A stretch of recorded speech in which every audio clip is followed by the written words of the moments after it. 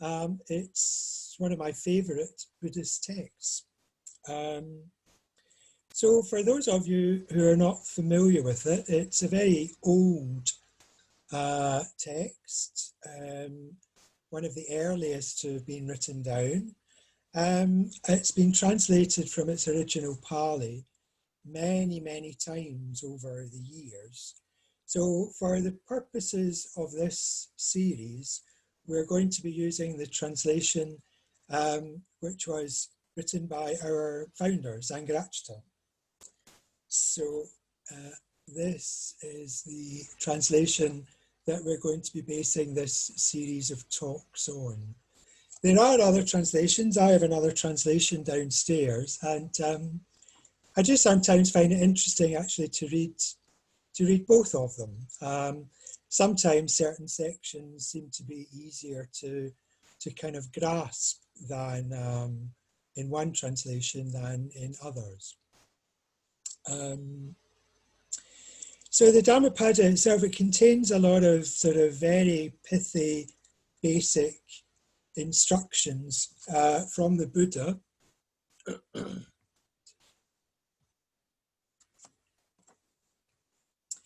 And really, it's not designed as a text to be sort of studied per se. I would say it's a text that really lends itself to reading and reflection. For a long time, many years, I had a practice of reading some texts or some passages from the Dhammapada before meditation. And it was a very, very lovely way to just have some of, as it were, the words of the Buddha perfuming and influencing the meditation. You don't need to read much, just a few passages, a few lines is more than enough to just give a flavour to your meditation, just to let those words sink a little bit deeper into your experience through reflection. That's really where the Dhammapada comes into its own, as an aid for reflection, just to see to what extent you agree or find truth in the words of the Buddha from your own experience. So I've decided that for the duration of this course, at least, I did drop that habit, I don't know why, but I will be doing that again throughout the following 6 weeks of this course.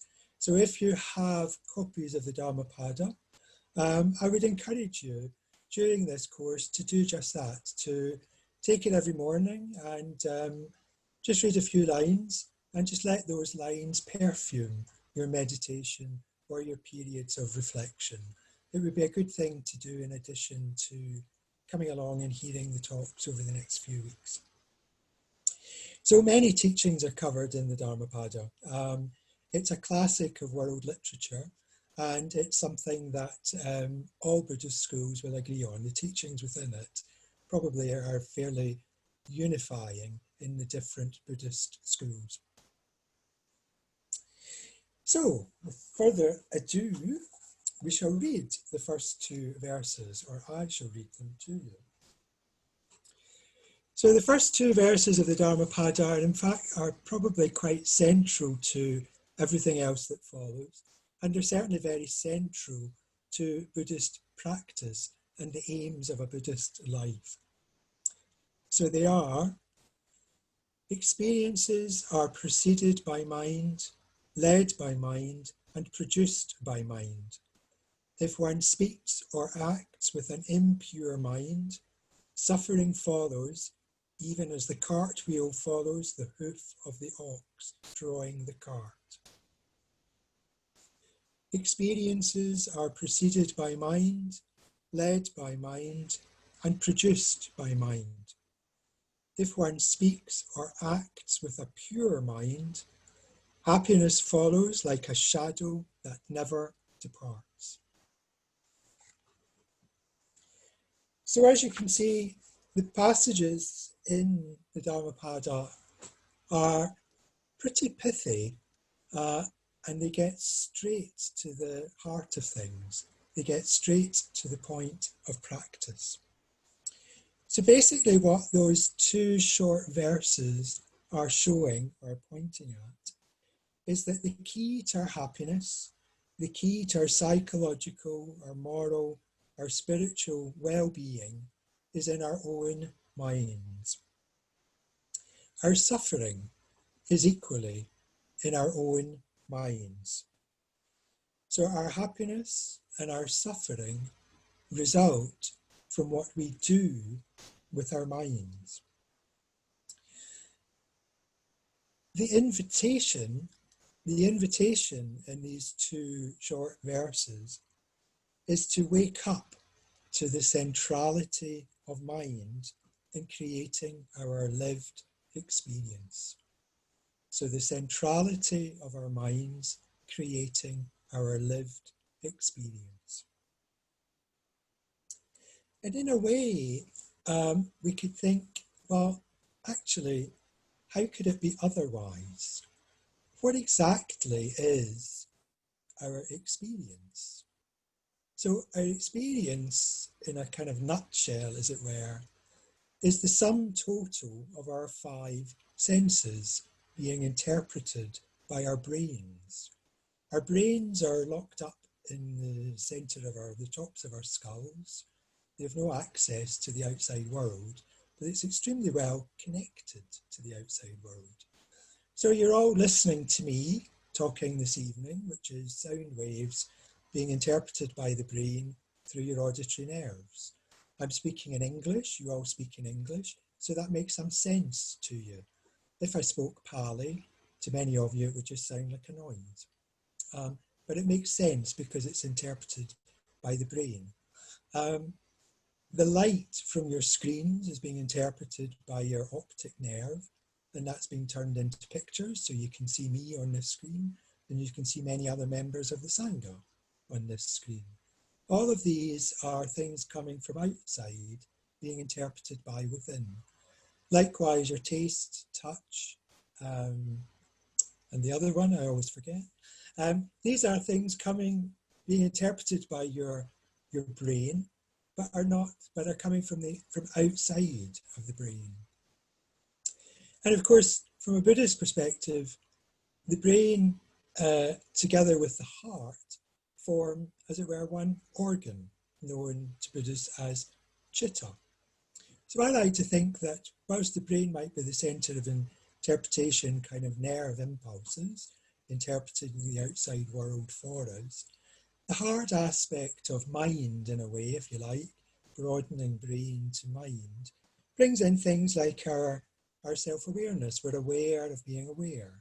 Our hopes, our aspirations, our dreams, our fears, all of these slightly more emotional tones that together form our experience. And experiences can be very much learned. Experiences are very basic for newborn babies. But as they grow and as they go through life, mixing their kind of lived experience with inputs from the outside world, all kind of mixes up to form habits, to form views, to form prejudices, to form the things that, in a way, become, as it were, sort of almost personalities. So as we grow, all of these inputs and learned experiences coalesce to form things that we refer to globally as our experience. But it's a constantly changing thing. And in a way, it's not a thing. It's a constantly changing flow of inputs from the outside, mingling with our experiences of past, our habits, our views, forming habits and views. So in a way, that's kind of what an experience is. It's not something that is given to us. It's not something that exists in independence. It's something that, in a way, we flow through and we interpret through time, through our lives, from a day-to-day, moment-by-moment passage of time through experience. So we could just stop and sort of review what sort of experience we're having now. So as we sit here, there'll be all sorts of things that we're aware of. There could be discomfort, depending on if we're not sitting comfortably. There could be some boredom, there could be some agitation. We could be distracted by thoughts. We could be distracted by things that have happened to us today that are still on our minds. We could be really enjoying ourselves. We could be very grateful that we live in the country that we do, that we have the facilities available to us that we have the Sangha. There's a whole gamut of things that could be going on for us. And no two individuals will be having the same thing. We're all here at Sangha Night, but no two of us will be having an identical experience. We'll all be having our own individual experience right now. You may be thoroughly enjoying listening to me giving this talk. You may be very bored. You might think I'm talking rubbish. All of these things could be going on, and it will be quite different for all of us. And one of the things that is quite key to that is to kind of reflect backwards. One of the great skills that we have as Homo sapiens is our ability to recollect. So what have we been doing today? What have we been doing with our minds today? In a way, the question could be, what have we been dwelling upon? Because what we have been dwelling upon has a very marked influence on how we are now. If we're dwelling upon generosity and gratitude, we can be quite different, our experience can be quite different than if we were dwelling upon what we should have said to that neighbour who said something nasty to us earlier this afternoon. These things can lead to quite different experiences. All of them, as it were, are generated by our mind.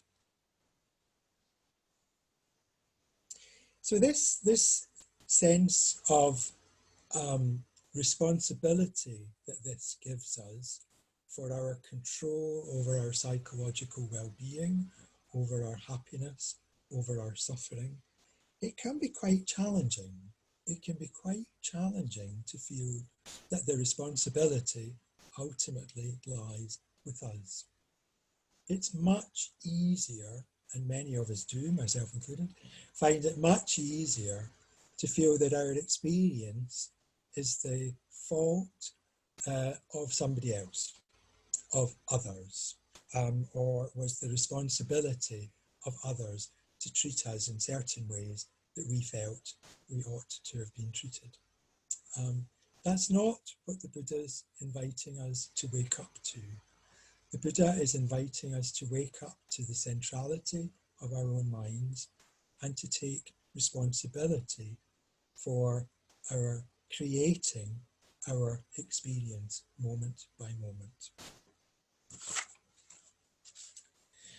So the good news, after the accepting of the responsibility of it all, is that there are things that we can do. There are things that we can do to make our experience better, to improve our experience. So we're taught meditation, and we were doing meditation earlier. You may have noticed that your lived experience after the meditation improved from that before the meditation. You may not, but you may have done. I think I did. And also, we're taught to live our lives following the 5 ethical precepts, the five precepts. So these ethical precepts are very important for influencing in a positive way the lived experience that we have. So for example, the other good news in a way is that you've all already done something positive. So you've come along here this evening, you've meditated, and you chose to come here. We have many choices in our lives on a moment-by-moment basis. We have many choices. You could have chosen to sit and watch EastEnders or Coronation Street or whatever's on the television. You could have chosen to do something else. You didn't. You chose to give up all of those other opportunities, and you chose to come along and spend your time with like-minded individuals within the Sangha. And that's a very positive thing to do. And the invitation, the observation from the Buddha, which we're invited to explore in our own experience, is that making these sorts of choices influences our mind positively. And from that, more positive experiences emerge. And by noticing these simple acts leading to a more positive experience, it gives us faith to do this ever more and more and more subtly. And in a way, that's what the Buddha taught us, that's what the Buddha did. He spent his life after that explaining to us how, because this subtle unfolding of understanding and working with the centrality of our minds is, in a way, the entire path to liberation. So these small indicators of our ability to influence our experience are what spurs us on to do more. And as it spurs us on to do more, we find that more emerges, more happens. There are challenges along the way, but we've developed faith in the pathway. The pathway that would lead us from just noticing a change in our experience after meditation or after spending time with the Sangha, right all the way up to enlightenment itself. Now it's interesting, again, if we look at the verses from the Dhammapada, we have to take them within a degree of context of to whom and when these words were spoken. So these words were spoken 2,500 years ago in ancient India. And it's interesting that the Buddha's choice of words to use purity and impurity rather than positivity or negativity or skillful or unskillful, in a way reflects the audience and the context. So the audience were kind of Brahminical spiritual seekers who were very common around that time in that era. And their idea of purity is something that they would have been very familiar with and something that they talked about quite regularly. And their idea of purity would have come from either ritual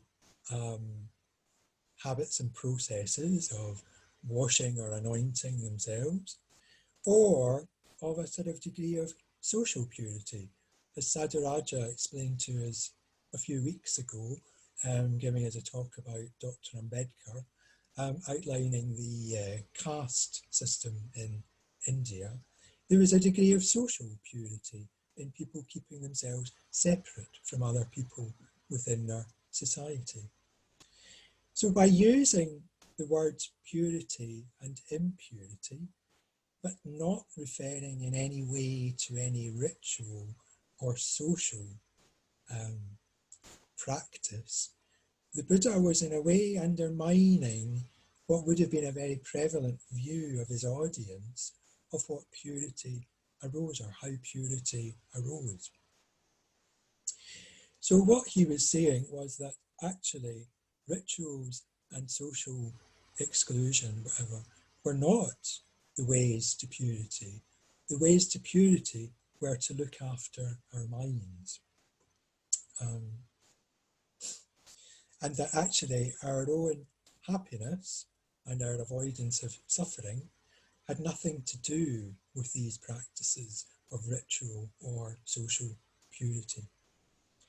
And that, in fact, our pure and impure mind would be one that was fed by things like greed, hatred, craving, clinging, ill will, pride, jealousy, fear, if these are the sorts of prevailing emotions within our minds prior to any action, then the Buddha would say that these would lead to suffering.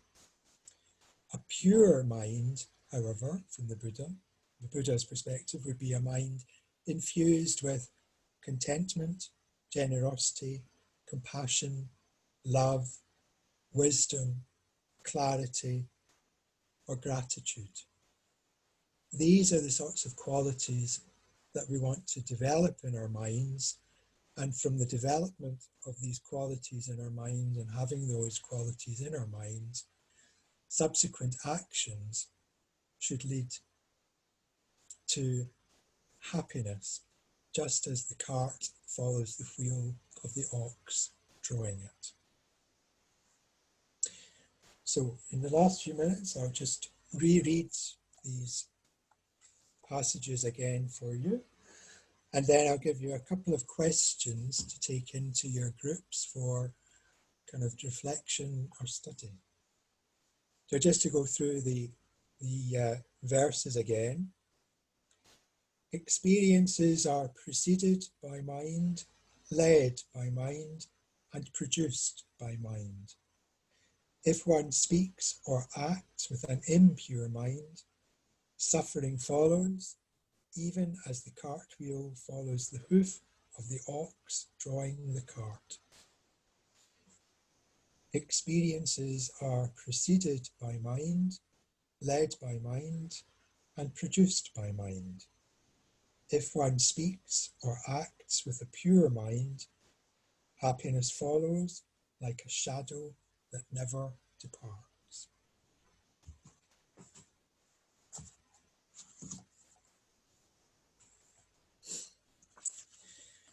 So in a few moments, you'll be able to go off into your discussion groups, and there you could have a think about either of these next two questions, which I'll suggest, but I know that groups just take on a life by themselves, and that's completely fine as well.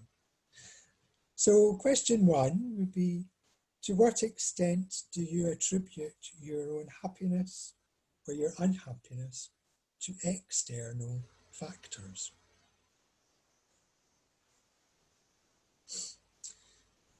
And the second kind of point of reflection or discussion, can you think of examples in your own life, your own experience, where acting out of an impure mind led to your unhappiness, or acting out of a pure mind leading to your happiness?